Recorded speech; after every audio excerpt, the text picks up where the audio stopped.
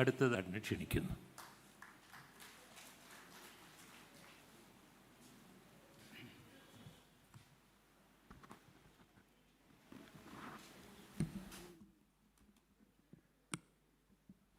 ആദരണീയനായ അധ്യക്ഷൻ,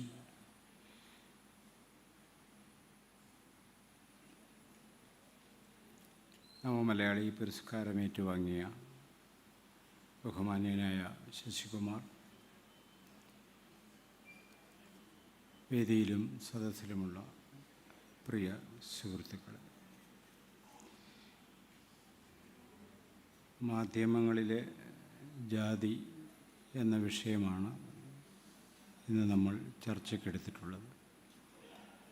അതിൻ്റെ ചില വശങ്ങളെ സംബന്ധിച്ച് എനിക്ക് മുമ്പ് സംസാരിച്ചവർ സൂചിപ്പിക്കുകയും ചെയ്തിട്ടുണ്ട്.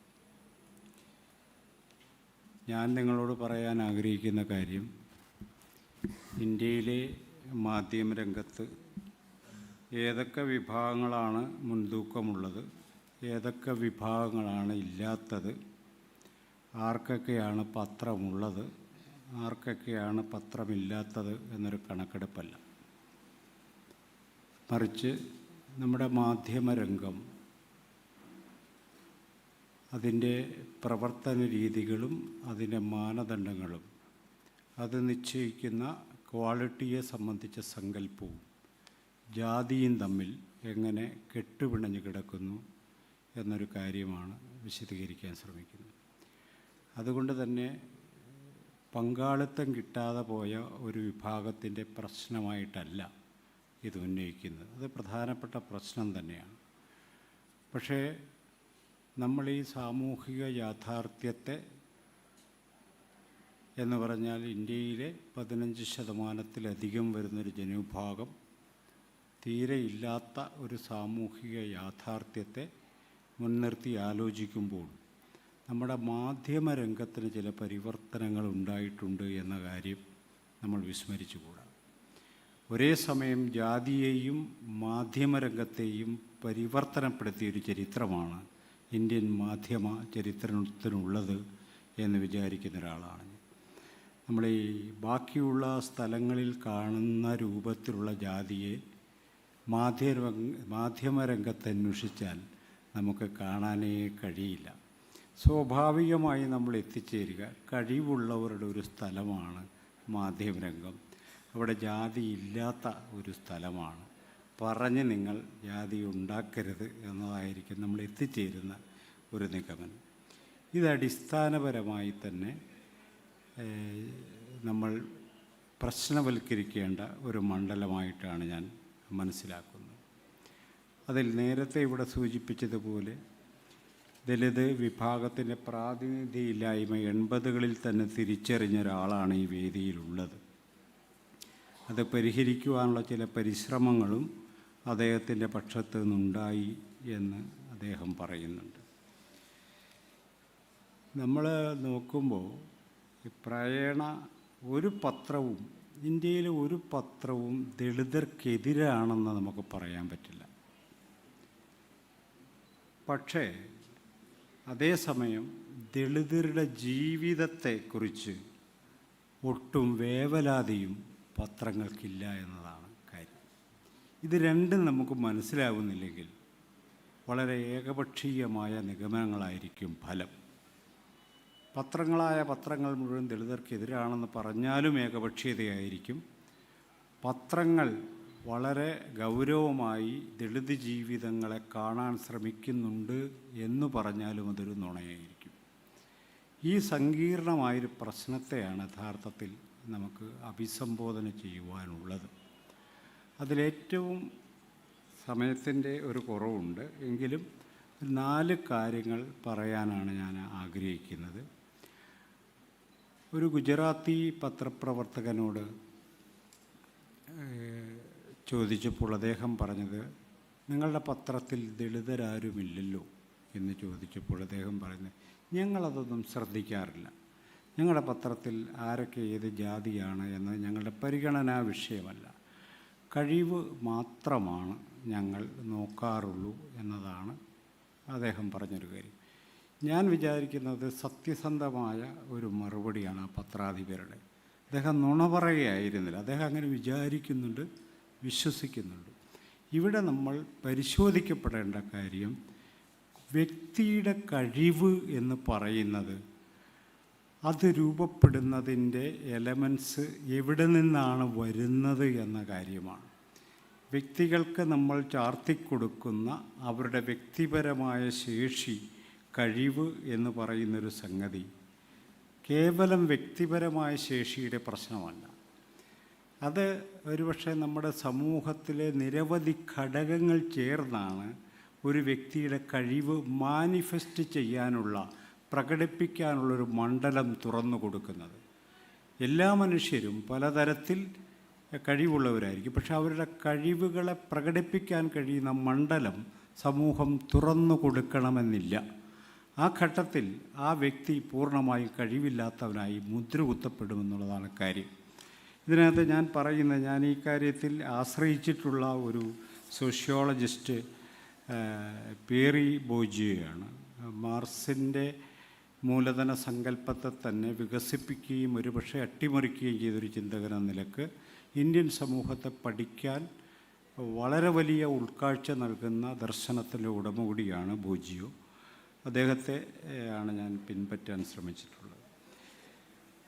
ഇതിനകത്ത് ഞാൻ പറയുന്ന ഒറ്റ കാര്യമേ ഉള്ളൂ, വ്യക്തിയുടെ സ്വകാര്യ ആസ്തി എന്ന നിലയിലാണ് നമ്മൾ അവരുടെ കഴിവിനെ നമ്മൾ കാണുക.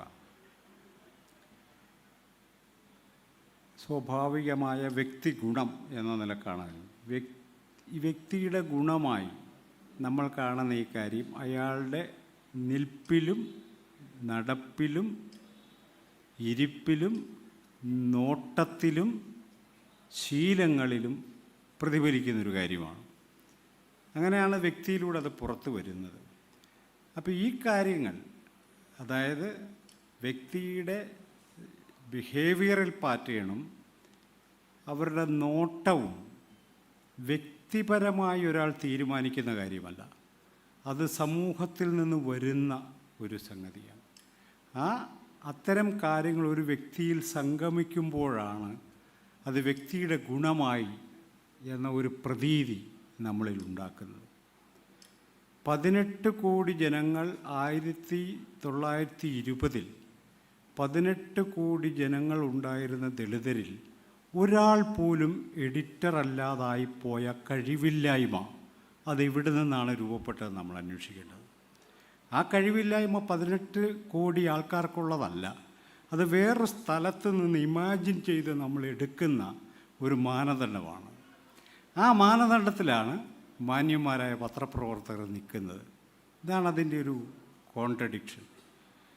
കഴിവുള്ള പത്രപ്രവർത്തകർ എന്നും കഴിവില്ലാത്തവരെന്നും നമ്മൾ വേർതിരിക്കുന്ന മാനദണ്ഡത്തിൽ ഈ സാംസ്കാരിക മൂലധനത്തിൻ്റെയും സാമൂഹിക മൂലധനത്തിൻ്റെയും ഇടപാടുകൾ നമ്മൾ പരിശോധിക്കാറില്ല. ഈ സാമൂഹിക മൂലധനത്തിൻ്റെയും സാംസ്കാരിക മൂലധനവും കൂടിയാണ് ഒരു മനുഷ്യനെ നിർമ്മിച്ചെടുക്കുന്നത് എന്ന കാര്യം നമ്മൾ പരിശോധിക്കാറില്ല. അതവരുടെ കഴിവാണെന്ന് നമ്മളങ്ങ് പറയാം, കഴിവാണ്, അതവരുടെ ശേഷിയാണ്. നമ്മളങ്ങ് തൃപ്തരാകുക അതോടുകൂടി.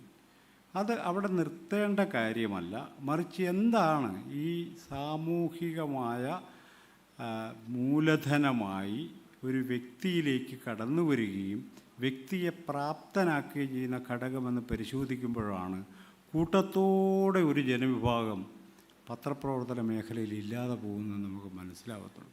ഇവരാരും പഠിക്കാത്ത കൊണ്ടൊന്നുമല്ല, നമുക്കെല്ലാവർക്കും അറിയാം. ഇവരാരും പഠിക്കാത്ത കൊണ്ടല്ല, പഠിച്ചവരാണ്, പത്രപ്രവർത്തന മേഖലയിൽ പ്രവർത്തിക്കാൻ ശേഷിയുള്ളവരാണ്. പക്ഷേ അവരുടെ ശേഷി നമ്മുടെ മാനദണ്ഡം വെച്ച് ശേഷിയില്ലായ്മയാണെന്നുള്ളതാണ് അതിൻ്റെ പ്രധാനപ്പെട്ട ഒരു സംഗതിയായി നമ്മൾ കാണേണ്ടത്.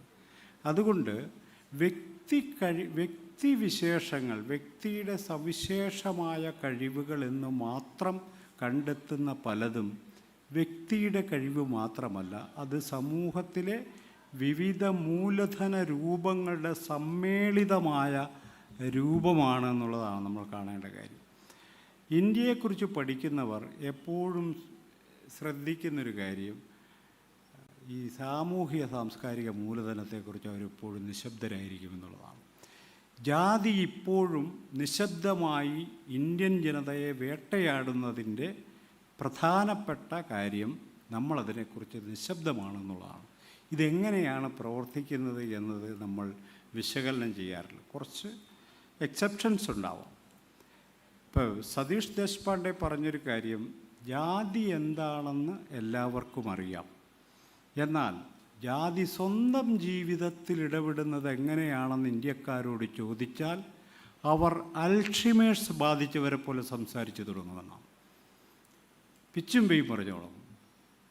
കാരണം അത് അനലൈസ് ചെയ്യാനുള്ള ഒരു എപ്പിസ്റ്റമിക്കായിട്ടുള്ള വൈജ്ഞാനികമായ ജ്ഞാനസിദ്ധാന്തപരമായൊരു കഴിവ് ഇപ്പോഴും നമ്മുടെ പബ്ലിക് ഡിസ്കോഴ്സിൽ ഉറച്ചിട്ടില്ല എന്നതാണ് അതിൻ്റെ ഒരു യാഥാർത്ഥ്യം.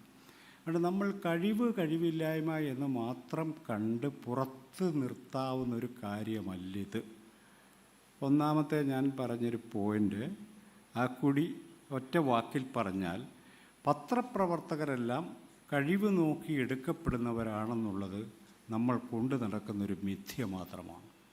ഒരു സമൂഹത്തിൽ കഴിവുള്ള വ്യക്തികളും കഴിവില്ലാത്ത വ്യക്തികളും ഉണ്ടാകുന്നതിൽ സാമൂഹിക സാംസ്കാരിക മൂലധനങ്ങൾക്കും പാരമ്പര്യങ്ങൾക്കും, പാരമ്പര്യമൊക്കെ ഉള്ള പ്രധാനം. ഈ പാരമ്പര്യത്തെക്കുറിച്ചൊരു വാക്ക്, പാരമ്പര്യത്തെക്കുറിച്ച് നമ്മൾ വിചാരിക്കും എന്തോ ഒരു മഹത്തായ പാരമ്പര്യമുണ്ട്, അത് അങ്ങനെ ട്രഡീഷനെക്കുറിച്ച് നമ്മുടെ അങ്ങനെ ഒരു, ഈ sociology of tradition and tradition of sociology എന്ന് പറഞ്ഞൊരു ലേഖനമുണ്ട്.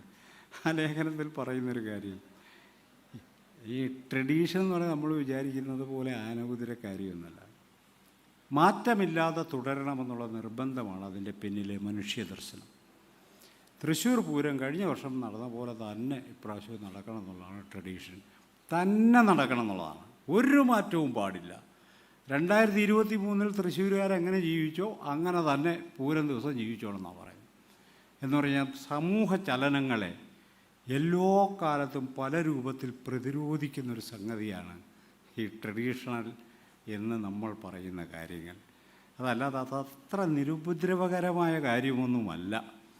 അപ്പോൾ ഈ ട്രഡീഷൻ എന്ന് പറഞ്ഞ ഒരു കാറ്റഗറിയെ നമ്മൾ ഉണ്ടാക്കിയെടുക്കുന്നു സമൂഹത്തിനകത്ത്. കേരളത്തിലാണെങ്കിൽ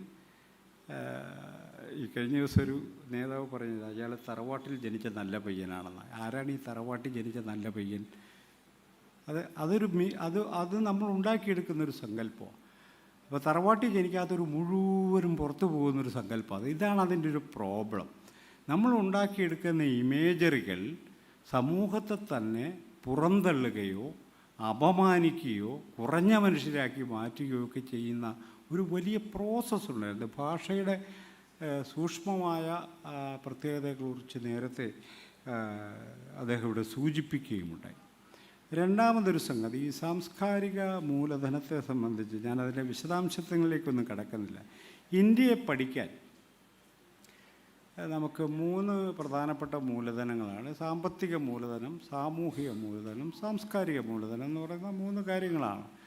ഈ 3 കാര്യങ്ങളെയും കൊടുക്കൽ വാങ്ങലാണ് ഇന്ത്യൻ സമൂഹത്തിൽ നടക്കുന്നത്. അതിനകത്ത് ഏതാണ് പ്രധാനം എന്ന് ചോദിച്ചാൽ ചില സമയത്ത് ചിലത് പ്രധാനമാണെന്നാണ് പറയാൻ പറ്റത്തുള്ളൂ. സാംസ്കാരിക മൂലധനത്തിൻ്റെയും സാമൂഹ്യ മൂലധനത്തിൻ്റെ ഒരു പ്രത്യേകത, അതിനെപ്പോഴും സാമ്പത്തിക മൂലധനമായി ട്രാൻസ്ലേറ്റ് ചെയ്യാൻ കഴിയും എന്നതാണ്. സാംസ്കാരിക മൂലധനത്തിൻ്റെ ഒരു പ്രത്യേകത, അതിനെ സാമ്പത്തിക മൂലധനമായി പരിവർത്തനപ്പെടുത്താൻ കഴിയുമെന്നുള്ളതാണ്. നമ്മൾ വിചാരിക്കുന്ന പോലെ ഈ കലാ സാഹിത്യം എന്നൊക്കെ പറഞ്ഞു കഴിഞ്ഞാൽ നമുക്ക് യാതൊരു സ്വാർത്ഥ മോഹവുമില്ലാത്ത മനുഷ്യരുടെ ത്യാഗപൂർണമായ രംഗമാണെന്നുള്ളത് ഇമ്മാനുവൽ കാന്റിൻ്റെ കാലത്തെ ഒരു വിശ്വാസം മാത്രമാണ്.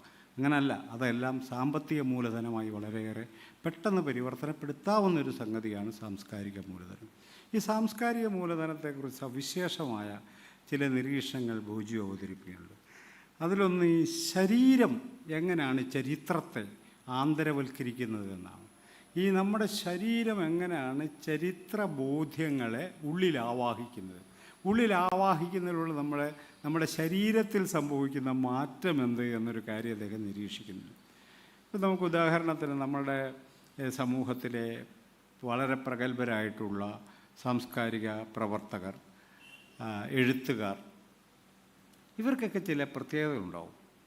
അതൊരു രൂപഘടനയാണ്. അവർ വളരെ മിതഭാഷികളായിരിക്കും, ഉറക്കെ വർത്തമാനം പറയല, അവരെ ആരുമായിട്ട് ഒരു ശണ്ടയ്ക്ക് നിൽക്കത്തില്ല, സാത്വിക മനുഷ്യരായിട്ട് അവരിങ്ങനെ നടക്കുക. അതല്ലാത്തവരെല്ലാം അപകടകാരികളാണെന്നുള്ളൊരു തോന്നൽ. അത് മിക്കവാറും എല്ലാവരും മെല്ലിച്ച മനുഷ്യരായിരിക്കും. കുറച്ചൊരു നല്ല തടിയുള്ള സാംസ്കാരിക പ്രവർത്തകരാണെങ്കിലും മലയാളി കണ്ടിട്ടുണ്ടോ എന്ന് എനിക്ക് സംശയമില്ല. അങ്ങനെ ഉള്ള ഒരാളെ അങ്ങനെ നമുക്ക് പിടിക്കാൻ പറ്റത്തില്ല. അതുകൊണ്ടാണ് ഡോക്ടർ ബിജു എന്ന സിനിമാ സംവിധായകനെ കാണുമ്പോൾ കേരളത്തിലൊരു നടിക്ക് അയാൾക്കൊരു സംവിധായകൻ്റെ ലുക്കില്ല എന്ന് തോന്നുന്നത്. അപ്പോൾ സംവിധായകനൊരു ലുക്കുണ്ടെന്നാണ് നടി വിചാരിക്കുന്നത്. ആ ലുക്ക് എന്താണ്? ആ ലുക്ക് താടിയൊക്കെ നീട്ടിയ വെളുത്ത് തുടുത്ത മുഖമുള്ള മനുഷ്യ, അതാണ് ആ ലുക്കെന്ന് പറയുന്നത്. ഇത് നമ്മൾ തന്നെ നിർമ്മിക്കുന്ന കെണികൾ. ഇതിനകത്തെല്ലാം ഈ സാംസ്കാരിക മൂലധനത്തിലെ ഈ ശരീരത്തിനകത്ത് ജാതി കുടികൊള്ളുന്നുണ്ടെന്നുള്ളൊരു യാഥാർത്ഥ്യം നമ്മൾ മനസ്സിലാക്കണം. ഇത് ഈ ദളിത് പക്ഷത്തു നിന്നുള്ളൊരു വിമർശനം, അത് നമ്മുടെ എല്ലാം ഉള്ളിലുള്ളൊരു കാര്യം ഞാൻ ഈ പറയുന്നത്. അതിനകത്ത് ആരും എക്സെപ്ഷനൊന്നുമില്ല. ഈ ജാതിയെക്കുറിച്ച് പറയുമ്പോൾ രണ്ട് കാര്യങ്ങൾ പ്രത്യേകം ശ്രദ്ധിക്കണം കേട്ടോ. എന്നെക്കുറിച്ചുള്ള ഒരു പ്രധാനപ്പെട്ട അപവാദം, അയാൾ എല്ലാ കാര്യത്തിലും ജാതി കണ്ടുപിടിക്കുന്ന മൈക്രോസ്കോപ്പായിട്ട് നടക്കുന്ന ആളാണെന്നാണ്. അല്ല, ഞാനങ്ങനെ മൈക്രോസ്കോപ്പായിട്ട് നടക്കുന്നൊന്നുമില്ല, അല്ലാതെ തന്നെ നമുക്കെല്ലാവർക്കും അറിയാവുന്ന കാര്യമാണ്. ഇതിനകത്ത് ഇന്ത്യൻ പത്രപ്രവർത്തന രംഗത്ത് നിന്ന് ദളിതർ മാത്രമല്ല പുറത്ത് നിൽക്കുന്നത്, സ്ത്രീകളും പുറത്ത് നിൽക്കുന്നുണ്ട്. നമ്മളത് വിട്ടുപോകുന്നൊരിക്കലും. എന്ന് പറയാം, ഇന്ത്യയുടെ പുറന്തള്ളലിൻ്റെ കേന്ദ്രം ബ്രാഹ്മണിക്കൽ പാട്രിയാർക്കിയാണ്. അതുകൊണ്ട് ഒരേ സമയം അത് ജാതിയെയും പുറന്തള്ളും ലിംഗത്തെയും പുറന്തള്ളും. ഇതാണ് ഇതിൻ്റെ മെക്കാനിസം. എന്തുകൊണ്ടാണ് ഇന്ത്യയിലെ പത്രപ്രവർത്തനത്തിൽ ഇപ്പോൾ ഈ അടുത്ത കാലത്തല്ലേ 10-20 വർഷമായിട്ടുള്ളൂ പ്രോമൻ്റായ കുറേ പേര് നമ്മൾ കേൾക്കാൻ തുടങ്ങിയിട്ട്. ഇതിനു മുമ്പൊന്നും സ്ത്രീകളെ എടുക്കുന്നതിനെക്കുറിച്ച് പഞ്ചാബിലെ ഒരു പത്രപ്രവർത്തകനോട് ചോദിച്ചു. അദ്ദേഹം പറഞ്ഞൊരു മറുപടി, സ്ത്രീകളെ എടുക്കാം, പക്ഷേ ആ ഒരു കുഴപ്പമുണ്ട്. എന്താണ്?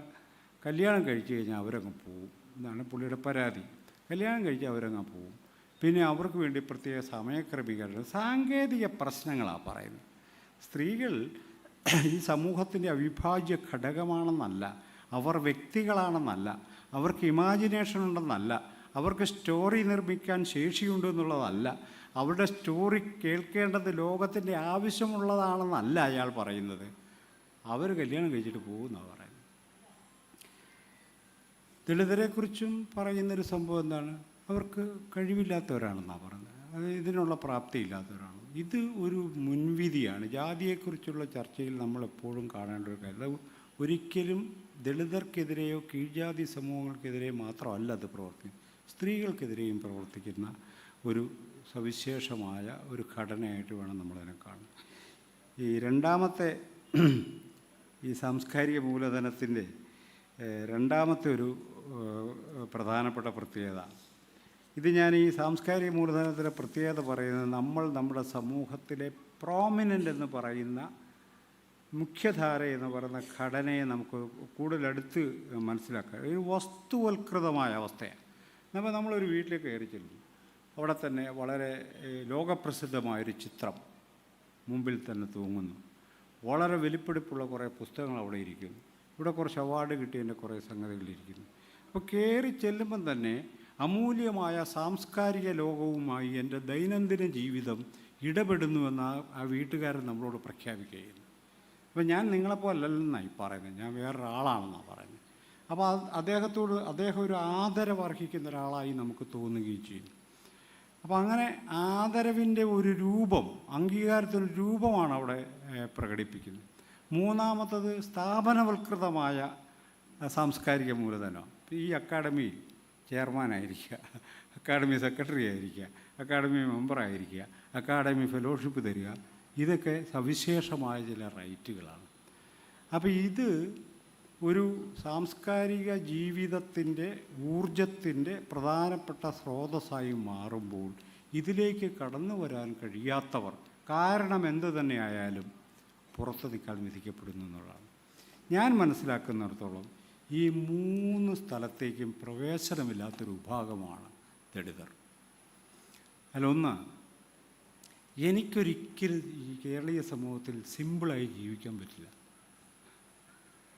സിമ്പിളായിട്ട് ജീവിക്കാൻ പറ്റുമായിരിക്കും, പക്ഷേ എല്ലാവരും സിമ്പിളായിട്ട് ജീവിക്കുന്ന വേല എൻ്റെ സിമ്പിൾ ജീവിതത്തിന് കിട്ടത്തില്ല. ഞാനൊരു വളരെ സാധാരണമായൊരു മുണ്ടൊക്കെ കൊടുത്ത് വളരെ സാധാരണമായ ചെരുപ്പൊക്കെ ഇട്ട് വളരെ സാധാരണമായ ഷർട്ടൊക്കെ ഇട്ട് ഈ അക്കാഡമിയുടെ പരിസരത്ത് നിന്ന് അവനൊരു നല്ല ഷർട്ടിട്ട് വന്നുകൂടെ എന്നതായിരിക്കും കാണുന്ന ഒരാൾക്ക് വളരെ പെട്ടെന്ന് തോന്നുക. അതങ്ങനെ തോന്നത്തുള്ളൂ, അത് അയാളുടെ കുറ്റമല്ല. പക്ഷേ നേരത്തെ ഞാൻ പറഞ്ഞല്ലോ, ഏറ്റവും മെയിൻ സ്ട്രീം എന്ന് പറയുന്നത് തറവാടിയായ ഉയർന്ന ജാതിയിൽപ്പെട്ട ഒരു ചെറുപ്പക്കാരനാണ് ഒരു സാധാരണ മുണ്ടക്കൊടുത്തി ആ പയ്യൻ്റെ ലാളിത്യം സമ്മതിച്ചു കൊടുക്കണം. നമുക്കിങ്ങോട്ട് എൻട്രി കിട്ടത്തില്ലെന്ന്. നമ്മൾ ലളിതമായി ജീവിക്കാൻ തയ്യാറാണ്, പക്ഷെ നമ്മളെ അകത്തേക്ക് കയറ്റിയില്ല അവരുടെ ഇമാജിനേഷനിൽ നമ്മൾ വെളിയിലാണ്. രണ്ടാമത് എൻ്റെ വീട്ടിൽ വന്നു കഴിഞ്ഞാൽ പറഞ്ഞ ആനക്കൊമ്പും ഈ പറയുന്ന പോലെ ഇതൊന്നും കാണത്തില്ല. അതുകൊണ്ട് ഞാനൊരു മന്ദബുദ്ധിയാകുന്ന ആൾക്കാർക്ക് കരുതാൻ അവകാശമുണ്ട്. ഇങ്ങനെ അത് കാര്യങ്ങൾ പോകുന്നു, അവിടെ നമുക്ക് പ്രവേശനമില്ല. മൂന്നാമത് ഈ അക്കാഡമി, ഇവിടെ ഇരിക്കുന്ന ഈ ഫോട്ടോ, ഇതിനകത്ത് എത്ര ദളിതെഴുത്തുകാരുണ്ട്?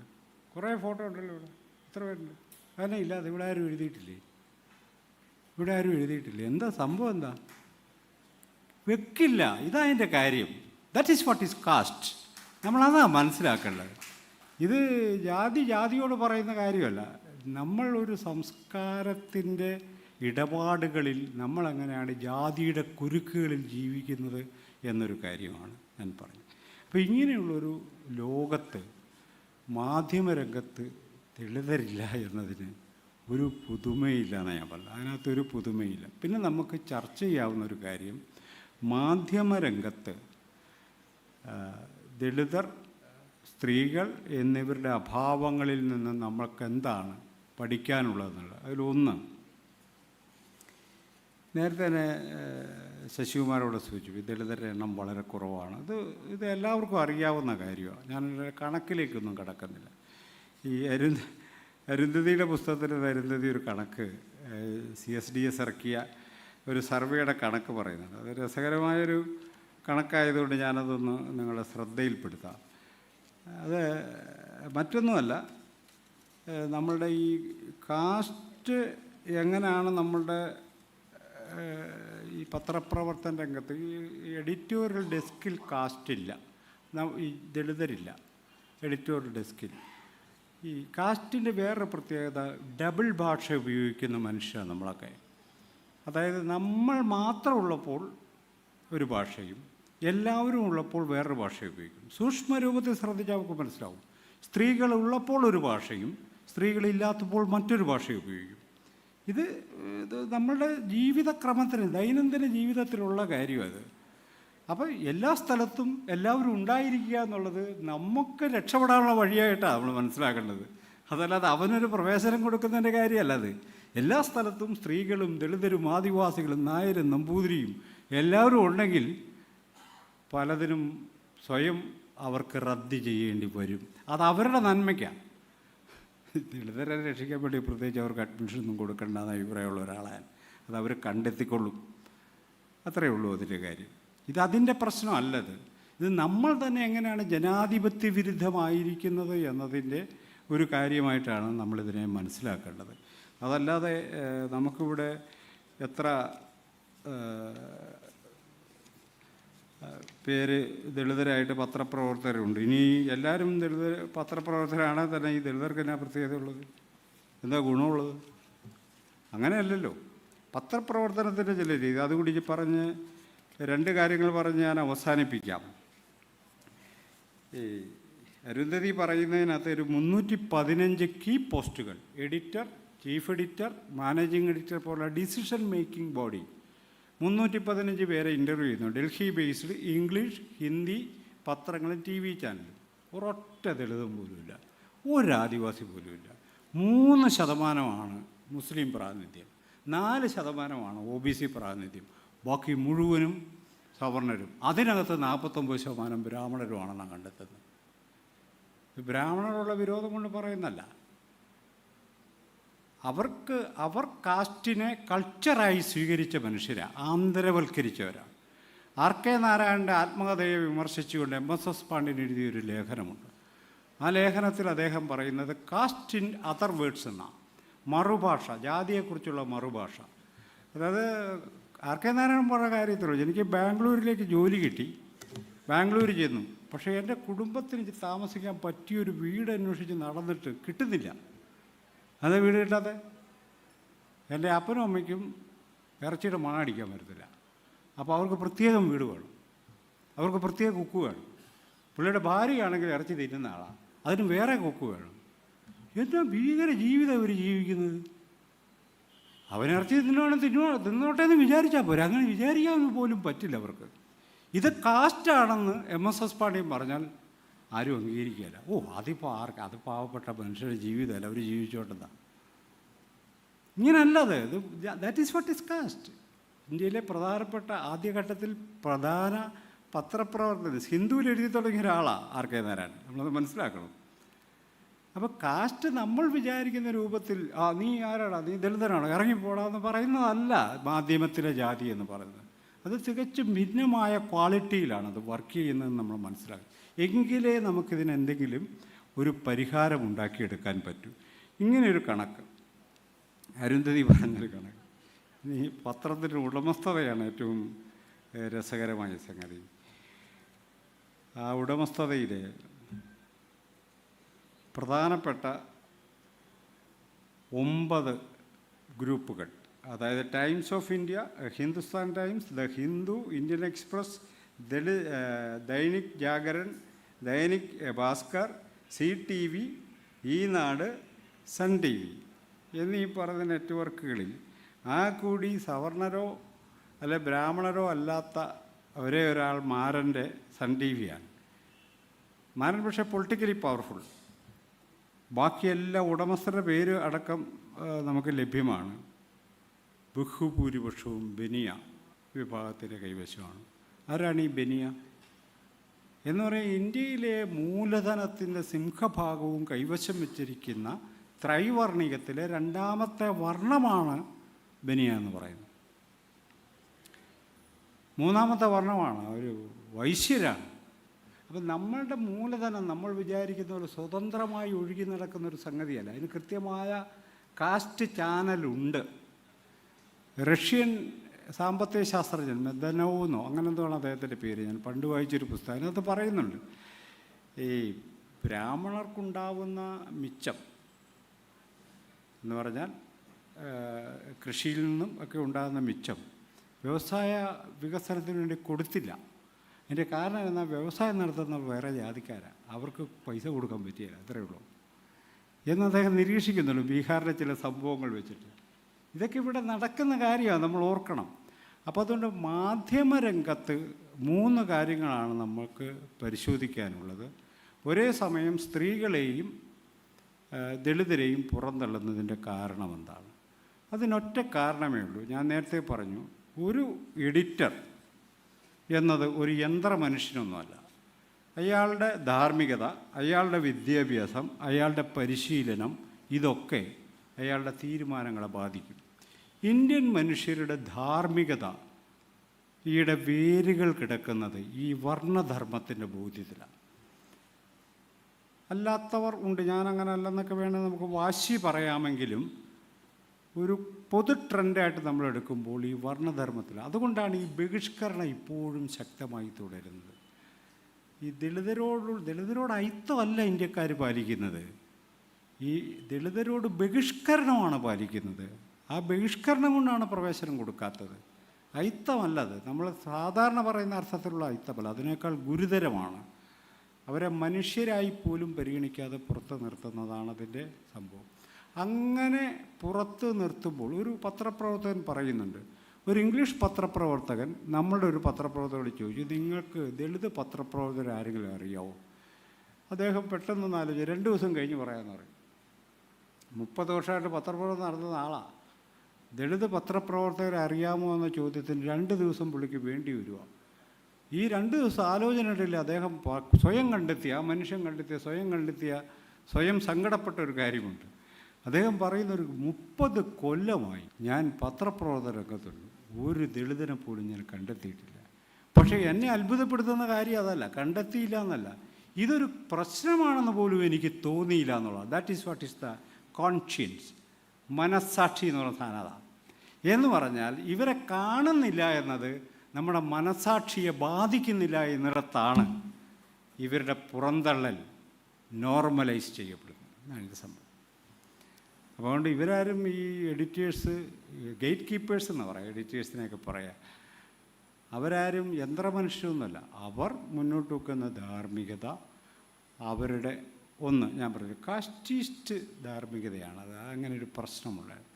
നമ്മൾ എത്രയല്ലെന്ന് പറഞ്ഞാലും കേരളത്തിലെ ആദിവാസികൾ ദുഃഖിച്ചാൽ നമ്മൾ ദുഃഖിക്കാത്തതും, കേരളത്തിലെ സവർണർ ദുഃഖിച്ചാൽ അത് നമ്മുടെ വലിയ ദുഃഖമായി മാറുന്നതൊക്കെ ഈ ധാർമ്മികതയാണ്. നമ്മുടെ ധാർമ്മികതയിലൊരു ഏങ്കോണിപ്പുണ്ട്. അതെല്ലായിടത്തും പ്രവർത്തിക്കില്ല. ധാർമ്മികതയൊക്കെ ഉണ്ട്, പക്ഷേ എല്ലായിടത്തും പ്രവർത്തിക്കില്ല. ചില സ്ഥലത്ത് നന്നായി പ്രവർത്തിക്കും, ചില സ്ഥലത്ത് അത് ഡെഡ് ബോഡി ആയിരിക്കും. ഇതിൻ്റെ കാരണം നമ്മുടെ ധാർമ്മികത മാനവികമായ ധാർമ്മികതയല്ല എന്നുള്ളതാണ് ഇതിൻ്റെ കാര്യം. ഇത് പത്രപ്രവർത്തകർക്കും ബാധകമാണെന്നേ. എനിക്ക് ഏറ്റവും സങ്കടകരമായൊരു കേരളത്തിലെ പ്രമാണിയായ ഒരു ആദിവാസി നേതാവിൻ്റെ ജീവചരിത്രം ആദ്യമായി എഴുതിയ ഒരു പത്രപ്രവർത്തകൻ എന്നോട്, ഞാനും കൂടി ഇരിക്കുന്നൊരു വേദിയിൽ പറഞ്ഞൊരു കാര്യം, ആ നേതാവിന് ഒരുതരം മണമുണ്ടെന്നാണ്. ഞാൻ വലിയ കലഹം ഉണ്ടാക്കിയിട്ടാണെന്ന് പോകുന്നത്. പക്ഷേ ഞാൻ പറഞ്ഞത് ഒരാൾക്കത് ഓക്കെ മണം ഉണ്ടായിക്കോട്ടെ, ഇയാൾക്കിത് പരസ്യമായി പറഞ്ഞ് ചിരിക്കാൻ കഴിയുന്നത് എങ്ങനെയാണെന്ന് എനിക്കതാ മനസ്സിലാവാത്തത്. ഇത് മറ്റേ ഗോഡ് ഓഫ് സ്മോൾ തിങ്സിൽ അമ്മുവിൻ്റെ ബന്ധു ചോദിക്കുന്നുണ്ട്, ഈ പരവൻ്റെ മണം നീ എങ്ങനെയാണ് സഹിക്കുന്നതെന്നാണ് ചോദിക്കുന്നത്. ഈ പരവൻ അമ്മുവിൻ്റെ ഒരു രഹസ്യക്കാരനാണ്.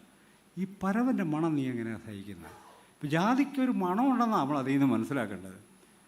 ഇത്രയും വികൃതമായ മനോനിലയുള്ള മനുഷ്യരാണ് ഈ ഇന്ത്യക്കകത്ത് ജീവിക്കുന്നതെങ്കിൽ പത്രപ്രവർത്തകർ മാത്രം മാലാഖമാരായിക്കോളെന്ന് പറയാൻ നടക്കുന്ന കാര്യമല്ല എന്നാണ് ഞാൻ പറയുള്ളൂ. അത് നടക്കുന്ന കാര്യമല്ല. പത്രത്തിൻ്റെ ഉടമസ്ഥർ ദളിതരല്ല, പത്രത്തിൽ പ്രാതിനിധ്യം അവർക്കില്ല, സ്ത്രീകൾക്കുമില്ല കേട്ടോ. അത് പ്രധാനമാണ്, സ്ത്രീകൾക്കില്ല. അതെപ്പോഴും നമ്മൾ കൂട്ടിക്കാണേണ്ടതാണ്. കാരണം ഇതൊരു ബ്രാഹ്മണിക്കൽ പാട്രിയാർക്കിയുടെ വർക്കാണ്. അതുകൊണ്ടാണ് സ്ത്രീകളും പുറന്തള്ളപ്പെടുന്നത്, സ്ത്രീകൾക്കുമില്ല. ഇത് കാസ്റ്റിൻ്റെ തന്നെ നമ്മൾ ആന്തരവൽക്കരിച്ച കാസ്റ്റിൻ്റെ പ്രവർത്തനത്തിൽ നിന്നാണ് ഇത് ഉണ്ടാകുന്നതെന്നുള്ളതാണ് എൻ്റെ വാദം. ഇത് വെറുതെ ജാതി പറഞ്ഞോ ജാതി പറയാതെയോ ഉള്ള സംഗതിയല്ല. കാസ്റ്റിനെ, ജാതിയെ ഒരു സംസ്കാരമായി തെറ്റിദ്ധരിച്ച് ആന്തരവൽക്കരിക്കുകയും അതിൽ നിന്ന് ചരിത്ര ഊർജം സമാഹരിക്കുകയും ചെയ്യുന്നവരാണ് പ്രഗത്ഭ മനുഷ്യരായിട്ട് ഇന്ത്യയിൽ പ്രത്യക്ഷപ്പെടുന്നത് എന്നതാണ് എൻ്റെ ഒരു വിമർശനം. ആധുനികവൽക്കരണത്തിൻ്റെ കാലഘട്ടത്തിൽ കേരളത്തിലെ കീഴ്ത്തട്ട് സമൂഹങ്ങളോട് കേരളത്തിലെ വിപ്ലവകാരികളടക്കമുള്ള ഒരു വലിയ നിര പറഞ്ഞത് ഈ നിങ്ങളുടെ ദൈവങ്ങൾ മുഴുവനും വലിയ കുഴപ്പമാണെന്നാണ്. പിന്നെ അവർക്ക് ആലോചിക്കേണ്ട കാര്യമില്ലോ, ദൈവത്തെ മുഴുവൻ എടുത്തും കളഞ്ഞു. പക്ഷേ ഗുരുവായൂരപ്പൻ കുഴപ്പമെന്ന് അവരാരും പറഞ്ഞില്ല, ഗുരുവായൂരപ്പനെ എടുത്ത് ആരും കളഞ്ഞില്ല. ഗുരുവായൂരപ്പൻ അന്നുമുണ്ട് ഇന്നുമുണ്ട്, ഒരു കുഴപ്പമില്ല ജീവിക്കുക. ഞങ്ങളുടെ ദൈവങ്ങൾ മുഴുവൻ തോട്ടിലായി.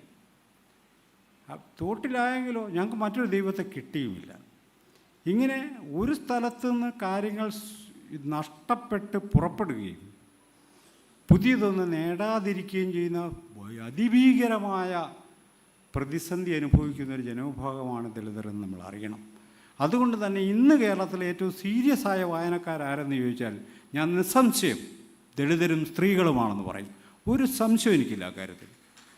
ബാക്കിയുള്ളവരൊക്കെ വായിക്കുന്നുണ്ടാവും, പക്ഷേ ജീവിക്കാൻ വായിക്കേണ്ടി വരുന്നൊരു വിഭാഗം ദളിതരും ആദിവാസികളും സ്ത്രീകളുമാണ്. അവർക്ക് വായിക്കാതെ ജീവിക്കാൻ പറ്റത്തില്ല, കാര്യങ്ങൾ അറിയാതെ അവർക്ക് മുന്നോട്ട് പോകാൻ പറ്റില്ല. അത്ര ഭീകരമായ പ്രതിസന്ധി നേരിടുന്ന വിഭാഗമാണ്. ഇവരുടെ സ്റ്റോറികൾ നമ്മൾ ചെയ്യേണ്ടതുണ്ട് എന്ന് നമുക്ക് തോന്നാത്തത് എന്താണ്? ഇവരുടെ സ്റ്റോറി ചെയ്യും. ആര് ചെയ്യും? അവർ ചെയ്യും. സ്ത്രീയുടെ സ്റ്റോറി ഞാൻ ചെയ്യും, എൻ്റെ സ്റ്റോറി വേറൊരാൾ ചെയ്യും. ഇത് മിസ് റെപ്രസെൻറ്റേഷനാണ് പിന്നെ നടക്കുന്നത്. അത് ശരിയായ രീതിയിൽ റെപ്രസെൻറ്റേഷൻ അല്ല, മിസ് റെപ്രസെൻറ്റേഷനാണ് നടക്കുന്നത്. 9 മാസത്തെ ഹിന്ദുവും ടൈംസ് ഓഫ് ഇന്ത്യയും പരിശോധിച്ചിരുന്ന റോബിൻ ജെഫ്രി എത്തിയൊരു നിഗമനമുണ്ട്. 9 മാസത്തെ പത്രം 4 ലേഖനങ്ങളാണ് ദളിതരെ പറ്റി 9 മാസത്തിനിടയ്ക്ക് ഈ പത്രങ്ങൾ പ്രസിദ്ധീകരിച്ചത്. നമ്മൾ ആ കൂടെ വേറൊരു കാര്യം മനസ്സിലാക്കണം. അമേരിക്കൻ പത്രപ്രവർത്തകർ 1920-കളിൽ തന്നെ ബ്ലാക്സിന് വേണ്ടി ആഫ്രോ അമേരിക്കൻസിന് വേണ്ടി പ്രത്യേക പേജുകളും പ്രത്യേക കോളങ്ങളും മാറ്റിവെച്ച് നിരന്തരമായൊരു സ്റ്റോറി പുറത്തു കൊണ്ടുവന്നിരുന്നു. ഒരു ബ്ലാക്ക് പത്രപ്രവർത്തകൻ പറഞ്ഞൊരു രസകരമായൊരു കാര്യമുണ്ട്. അദ്ദേഹം പറഞ്ഞൊരു കാര്യം, ഈ ഞങ്ങളെ എപ്പോഴും അമേരിക്കൻ പത്രങ്ങൾ വഴക്കാളികളായിട്ടും കൂട്ടിക്കൊടുപ്പുകാരായിട്ടും പ്രശ്നക്കാരായിട്ടുമാണ് കാണുന്നത്. ഞങ്ങളാരും കല്യാണം കഴിക്കുകയോ യാത്ര ചെയ്യുകയോ ഭക്ഷണം കഴിക്കുകയോ ചെയ്യുന്നില്ലെന്ന് തോന്നും ഈ വാർത്തയൊക്കെ വായിച്ചാൽ. ഈ കേരളത്തിലെ പത്രത്തിൽ നിന്ന് ദളിതരെക്കുറിച്ച് നിങ്ങളൊരു ഗവേഷണം നടത്തിക്കൂ. അവരെല്ലാം ഒന്നിലെ ദൈന്യതയേറിയ മനുഷ്യർ, അല്ലെങ്കിൽ കുഴപ്പക്കാർ, അല്ലെങ്കിൽ നോർമൽ ലൈഫ് ദളിതർക്കുണ്ടെന്ന് കേരളത്തിലെ പത്രങ്ങൾ നാളിതുവരെയായിട്ട് അംഗീകരിച്ചിട്ടില്ല. പക്ഷെ ഞാൻ വിചാരിക്കുന്നത് ഞാനൊക്കെ നോർമലായി ജീവിക്കുന്ന ആളാണെന്ന് വിചാരിക്കും. നിങ്ങളൊക്കെ ജീവിക്കുന്ന പോലെ തന്നെ ഒരു കാലഘട്ടത്തിൽ കള്ളു കുടിച്ചും സാംസ്കാരിക പ്രവർത്തനം ഏർപ്പെട്ടും എഴുതിയും വായിച്ചും പഠിച്ചും പ്രസംഗിച്ചും ഒക്കെ തന്നെയാണ് ഞാൻ ജീവിക്കുന്നത്. ഇപ്പം ഞാൻ മദ്യപിക്കാറൊന്നുമില്ല. ഇങ്ങനെ എല്ലാ ജീവിതത്തിൻ്റെ എല്ലാ മേഖലകളും, പക്ഷേ എനിക്ക് നോർമൽ ലൈഫുണ്ടെന്ന് ആരും സമ്മതിക്കില്ല. ഞാനെന്തോ പ്രശ്ന മേഖലയിൽ നിന്ന് വരുന്ന ഒരാളായിട്ടാണ് എന്നെ ചിത്രീകരിക്കുന്നത്. ഈ മിസ്റെപ്രസെൻറ്റേഷൻ ഉണ്ടാക്കുന്ന കുഴപ്പങ്ങൾ അതിനേക്കാൾ ഭീകരമാണ്. ഒരു ഉദാഹരണം കൂടി പറഞ്ഞ് ഇതിൻ്റെ അവസാന ഭാഗത്തേക്ക് കിടക്കാം. അട്ടപ്പാടിയിൽ ആദിവാസികളെക്കുറിച്ചുള്ള വാർത്തകൾ നിങ്ങൾ കാണാറുണ്ട്. പത്രങ്ങളിൽ വരും, ടി വിയിൽ വരും സംഭവമൊക്കെ. ഏത് വാർത്തയാണ്? കേരളത്തിലെ കമേഴ്സ്യൽ സുന്ദരിപ്പട്ട മത്സരത്തിൽ സമ്മാനം കിട്ടിയ ഒരു ആദിവാസി കുട്ടിയുണ്ട് അട്ടപ്പാടി. ആ കുട്ടിയെക്കുറിച്ച് വാർത്തകൾ എന്തെങ്കിലും വായിച്ചിട്ടുണ്ടോ? ഇല്ല, വായിച്ചിരിക്കാൻ ഒരു വഴിയില്ല. അവിടെ നിന്ന് ഒരു ഡോക്ടർ ഉണ്ടായിട്ടുണ്ട്, അതിനെക്കുറിച്ച് വാർത്ത വായിച്ചിരിക്കാൻ ഒരു വഴിയില്ല. ഇന്ന് ലോകപ്രസിദ്ധമായ വേദികളിൽ മലയാള സിനിമയുടെ മുഖമായിട്ടുള്ള ഡോക്ടർ ബിജുവിനെ നമുക്കറിയാമോ? അറിയത്തില്ല. പിന്നെ അട്ടപ്പാടിയിൽ നിന്ന് വരുന്ന വാർത്ത എന്താ? ഗർഭിണിയെ ആശുപത്രിയിലേക്ക് ചുമന്നുകൊണ്ട് വരുന്ന വാർത്തയാണ് നമ്മൾ സ്ഥിരം കാണുന്നത്. ഇവർക്ക് പ്രസവമല്ലാതെ വേറെ എന്തെങ്കിലും ജീവിതമുണ്ടെന്ന് നമുക്ക് തോന്നിയല്ല. എന്ത് ഭീകരന്മാരാണെന്ന് ഇവരൊക്കെ, എനിക്ക് പറയാതിരിക്കാൻ പറ്റത്തില്ല. ഒന്നും ഓർക്കണ്ടേ? ഈ സ്ത്രീയെ ചുമന്നുകൊണ്ട് വരിക, അപ്പോൾ പെട്ടെന്ന് റോഡില്ലെന്ന് പറയുക, റോഡിന് 100 കോടി അനുഭവിക്കുക, 100 കോടി എല്ലാവരും കൂടി വീതിച്ചെടുക്കുക. പിന്നെ 5 കൊല്ലം കഴിയുമ്പോൾ അടുത്ത ഗർഭിണിയെ ചുമന്നുകൊണ്ട് വരിക, റോഡില്ലെന്ന് പറയും. ഇത് നിരന്തരം ആവർത്തിക്കുക. ഇത് വളരെ കോൺഷ്യസായി ചെയ്യുന്ന വലിയ ഒരു മാഫിയ സംഘം പോലും അതിൻ്റെ പിന്നിലുണ്ട് എന്ന് നമ്മൾ കാണണം. അതുകൊണ്ട് ഞാൻ പറയാൻ ആഗ്രഹിക്കുന്നൊരു കാര്യം, ഞാൻ അവസാനിപ്പിക്കുകയാണ്, സമയത്തിൻ്റെ കുറവുമുണ്ട്. പറയാൻ ആഗ്രഹിക്കുന്നൊരു കാര്യം, ഈ കാസ്റ്റ് മാധ്യമങ്ങളും എന്ന വിഷയത്തെ നമ്മൾ സാധാരണ ജാതിയുടെ ഒരു സാമാന്യ മനസ്സിലാക്കലിൽ വെച്ചുകൊണ്ട് അത് അളന്നാൽ നമുക്കൊരിക്കലും അത് കിട്ടില്ല. നമ്മൾ യഥാർത്ഥത്തിൽ കാസ്റ്റിന് മാധ്യമ രംഗത്ത് പ്രവർത്തിക്കുന്നവരുടെ കാസ്റ്റ് എങ്ങനെയാണ് പ്രവർത്തിക്കുന്നത് കൂടി നമ്മൾ മനസ്സിലാക്കണം.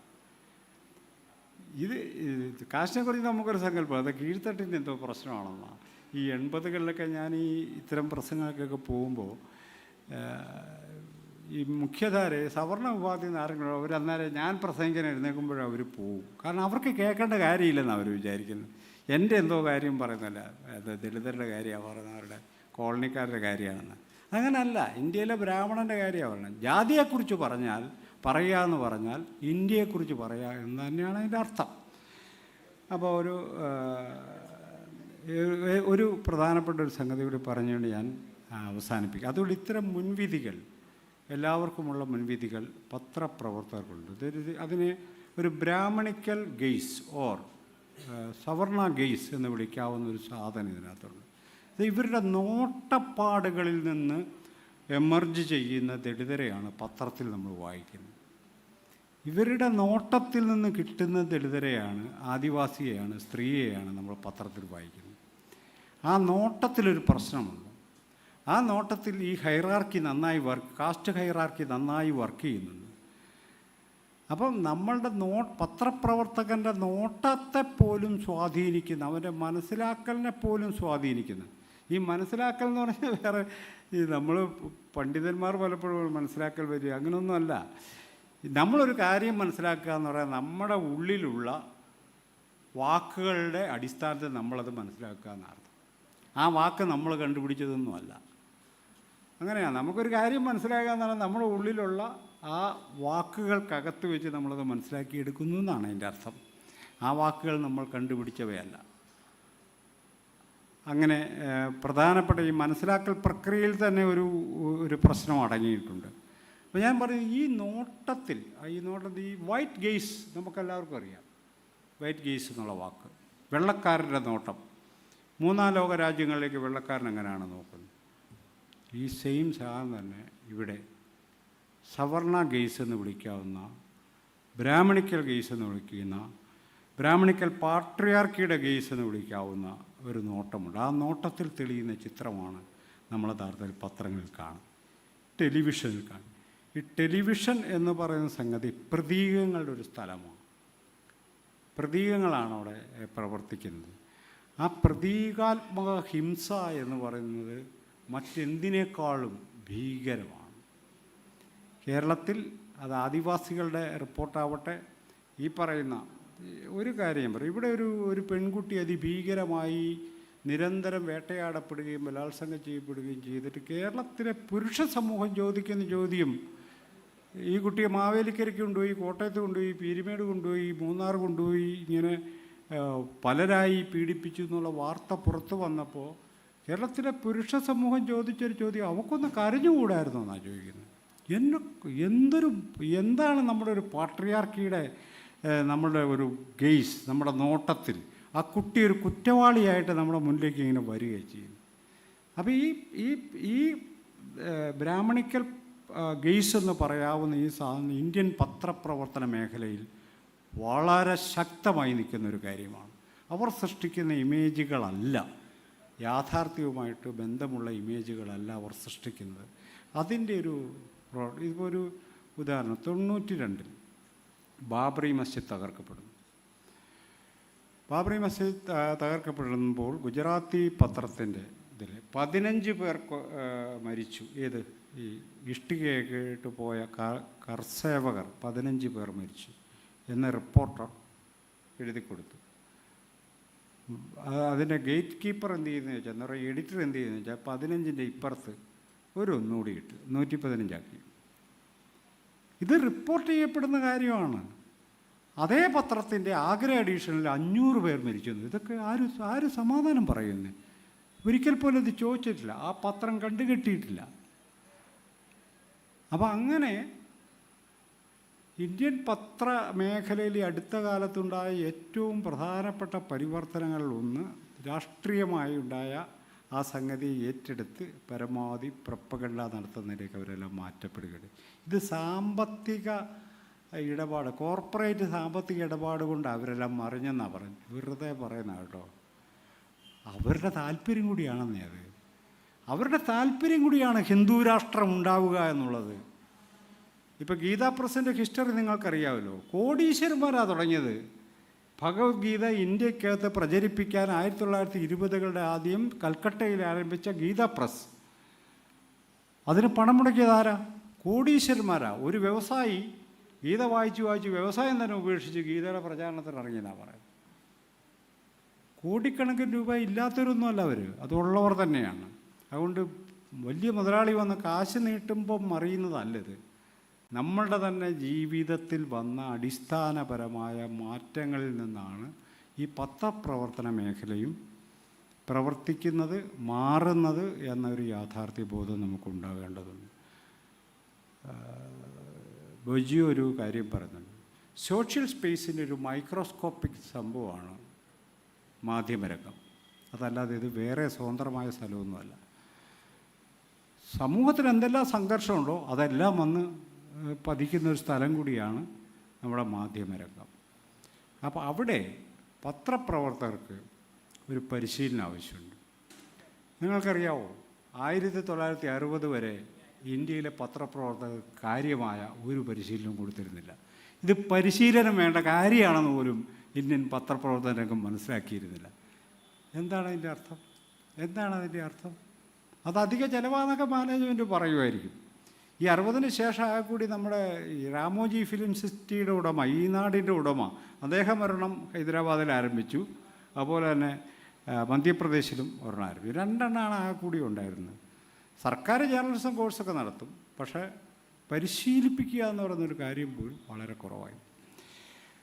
എന്ന് പറഞ്ഞാൽ ഇതൊരു പരിശീലനം വേണ്ട കാര്യമാണ്. ഈ പരിശീലനത്തിൽ ഏറ്റവും പ്രധാനമാണ് ഈ ബ്രാഹ്മണിക്കൽ ഗെയ്സ് പോലെയുള്ള സംഗതികൾ, നമ്മുടെ മുൻവിധി പോലെയുള്ള കാര്യങ്ങൾ, കാസ്റ്റ് പോലെയുള്ള കാര്യങ്ങൾ, ജെൻഡർ ജസ്റ്റിസിനെ സംബന്ധിച്ച കാര്യങ്ങളിലാണ് പരിശീലനം കൊടുക്കേണ്ടത് പത്രപ്രവർത്തകർക്ക്. അവരിന്ന് പൊതുജനത്തെക്കാൾ താഴെയാണ്. ഒരു ഇവിടുത്തെ ഒരു റിപ്പോർട്ടർ ഏറ്റവും അവസാനം സ്വാമിയെന്നോ അയ്യപ്പോന്നോ എന്തൊക്കെ പറഞ്ഞിട്ട് അവൻ ക്യാമറ ഇങ്ങനെ പൊക്കി പിടിച്ചിട്ട് മുങ്ങുക. അവൻ ഫുള്ള് മുങ്ങി നിൽക്കുക, ക്യാമറ ഇങ്ങനെ ഇരിക്കുക. ഇവരൊക്കെ എന്നാ പത്രപ്രവർത്തനമാണ് ചെയ്യുന്നത്?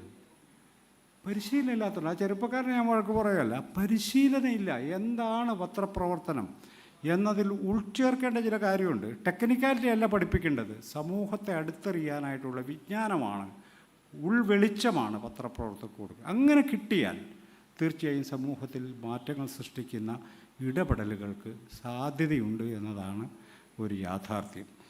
അത് നമ്മൾ ഈ പത്രപ്രവർത്തനത്തെ പരിശീലനം പോലും ഇല്ല എന്നൊരു കാര്യം. പിന്നെ അവസാനമായി ഇതിനകത്ത് എന്താണ് ഒരു പരിഹാരമെന്നൊരു കാര്യമുണ്ട്. അതായത് എല്ലാ പത്രത്തിലും 10% വീതം ദളിതരെ എടുത്തേക്കാം, ഒരു 33% സ്ത്രീകളെടുത്താൽ പരിഹരിക്കാവുന്ന കാര്യമാണോ അത്? അല്ല. ഇതൊരു അവബോധ പരിവർത്തനത്തിൻ്റെ കാര്യം കൂടിയാണ്. സമൂഹത്തെ എങ്ങനെ മനസ്സിലാക്കണം, സമൂഹത്തിലെ തിന്മകളെ എങ്ങനെ ചെറുക്കണം, എന്തു തന്നെയാണ് തിന്മ എന്നതിനെയൊക്കെ സംബന്ധിച്ച വളരെ ആരോഗ്യകരമായ സംഭാഷണങ്ങൾ നമ്മുടെ സമൂഹത്തിൽ ഉണ്ടാവണം. മറച്ചു വെച്ച് ഒളിച്ചു വെച്ചുള്ള കളികൾക്ക് ഇനി വലിയ സ്കോപ്പൊന്നുമില്ല. മലയാള മനോരമ കേരളത്തിലെ ഏറ്റവും പ്രധാനപ്പെട്ട പത്രമാണ്. മനോരമയിൽ കണ്ടത്തിൽ വർഗീസ് മാപ്പിളയുടെ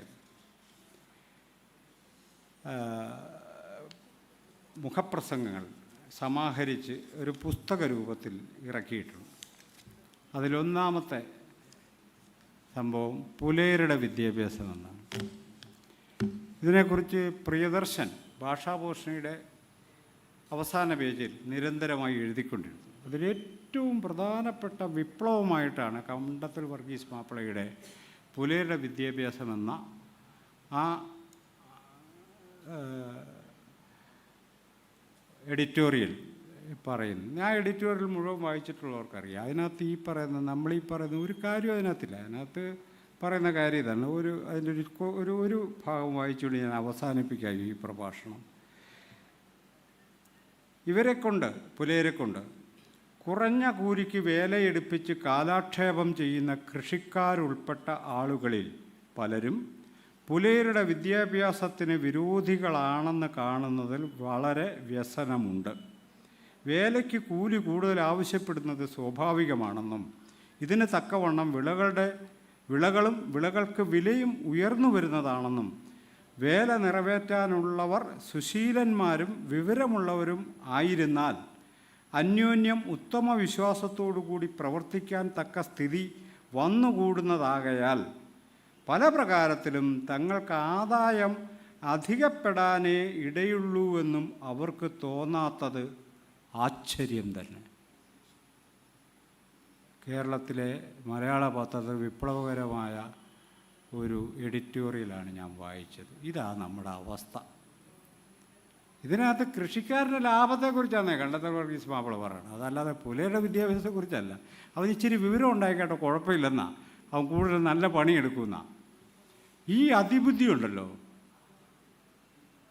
അതുതന്നെയാണ് ഒരു പ്രശ്നം. അതുകൊണ്ട് നമ്മൾ കുറച്ചുകൂടി സത്യസന്ധമായി കാര്യങ്ങൾ പരിശോധിക്കുവാനും നമുക്ക് സ്വാധീനമുള്ള മേഖലകളിലെങ്കിലും ഇത്തരം കാര്യങ്ങളെ സൂക്ഷ്മരൂപത്തിൽ മനസ്സിലാക്കുവാനും അത് പരിഹരിക്കുവാനും ഒരു ജനാധിപത്യ ബോധ്യത്തോടെയും ഒരു ഇഗാലിറ്റേറിയൻ ബോധത്തോടെയും പെരുമാറുക എന്നത് മാത്രമാണ് നമ്മുടെ മുന്നിലുള്ള ഒരു വഴി.